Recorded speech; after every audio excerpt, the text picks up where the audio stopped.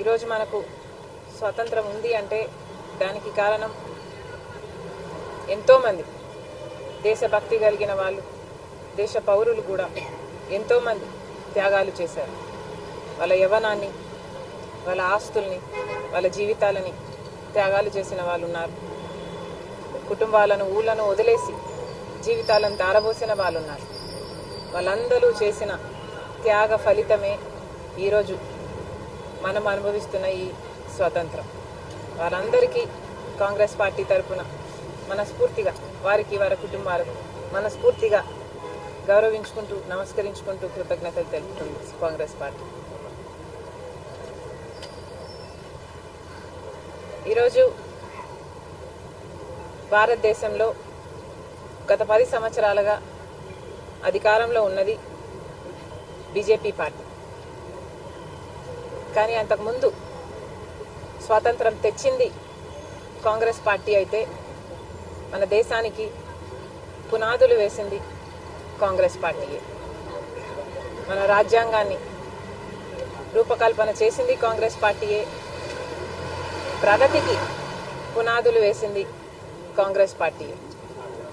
ఈరోజు భారతదేశం ప్రపంచంలోనే ఒక స్థానం సంపాదించుకుంది అంటే దానికి కారణం కాంగ్రెస్ పార్టీ వేసిన పునాదులు. కానీ గత 10 సంవత్సరాలుగా అధికారంలో ఉన్నది బీజేపీ పార్టీ.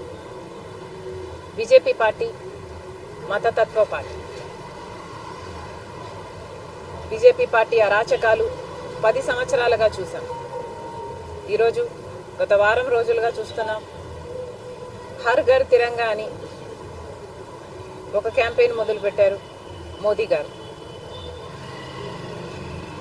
ప్రతి ఇంటి మీద జెండా ఎగరవేయాలట, ఒక సెల్ఫీ తీసుకోవాలట, అది అప్లోడ్ చేయాలట, వాళ్ళకు ఒక సర్టిఫికెట్ ఇస్తారట దేశభక్తి ఉన్నట్టు. అంటే దేశభక్తి ఉన్నట్టు బీజేపీ పార్టీ సర్టిఫై చేస్తుందట. అసలు ఇదే తిరంగాను, ఇదే జెండాను వ్యతిరేకించిన పార్టీ బీజేపీ పార్టీ, ఆర్ఎస్ఎస్. నిజానికి ఇదే జెండాని మేము గౌరవించము అని అఫీషియల్గా తేల్చి చెప్పిన పార్టీ బీజేపీ పార్టీ, ఆర్ఎస్ఎస్. ఒకే రంగు ఉండాలి, 3 రంగులు ఉన్న జెండాని మేము ఒప్పుకోను, హిందువులు దీన్ని గౌరవించరు అని మన జెండాని దశాబ్దాల పాటు తిరస్కరించి ఆర్ఎస్ఎస్ కనీసము వాళ్ళ పార్టీ ఆఫీస్లో ఎగరవేయను కూడాలి. అలాంటిది ఈరోజు వాళ్లకు దేశభక్తి ఉన్నట్టు, తిరంగాను, మన జెండాను వాళ్ళు గౌరవిస్తున్నట్టు ఈరోజు వాళ్ళు పబ్లిసిటీ చేసుకుంటున్నారు. జెండాని వాళ్ళ పబ్లిసిటీ కోసం వాడుకుంటున్నారు. నిజానికి మోడీ గారు ఏం చేశారో దేశ ప్రజలకు సమాధానం చెప్పాలి. ఈరోజు హర్ ఘర్ తిరంగా అని మీరు గొప్పలు చెప్పుకుంటున్నారు, పబ్లిసిటీ చేసుకుంటున్నారు. కానీ హర్ ఘర్ని మోసం చేసింది ఇదే మోడీ గారు కాదా? 10 సంవత్సరాల అధికారంలో ఉండి 2022 కల్లా ప్రతి కుటుంబానికి ఒక ఇల్లు అన్నారు. వచ్చిందా?